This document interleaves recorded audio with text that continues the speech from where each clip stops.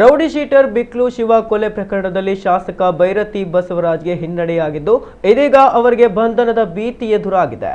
ನಿರೀಕ್ಷಣಾ ಜಾಮೀನು ಅರ್ಜಿಯನ್ನ ಮಂಗಳವಾರ ಹೈಕೋರ್ಟ್ ವಜಾಗೊಳಿಸಿ ಆದೇಶ ಹೊರಡಿಸಿದ್ದು ಹಲವು ದಿನಗಳಿಂದ ತಲೆಮರೆಸಿಕೊಂಡಿರುವ ಬೈರತಿ ಬಸವರಾಜ್ಗೆ ಬಂಧನದ ಭೀತಿ ಎದುರಾಗಿದೆ.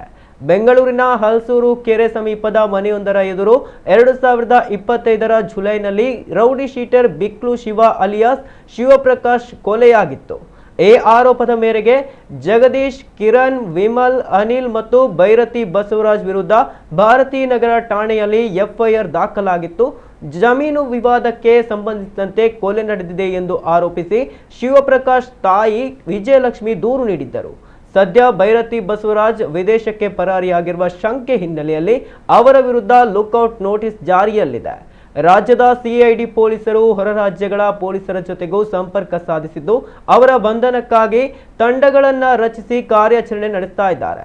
ಇದರಿಂದ ಯಾವುದೇ ಕ್ಷಣದಲ್ಲಾದರೂ ಶಾಸಕರನ್ನ ಬಂಧಿಸುವ ಸಾಧ್ಯತೆ ಇದೆ ಎಂದು ವರದಿಯಾಗಿದೆ.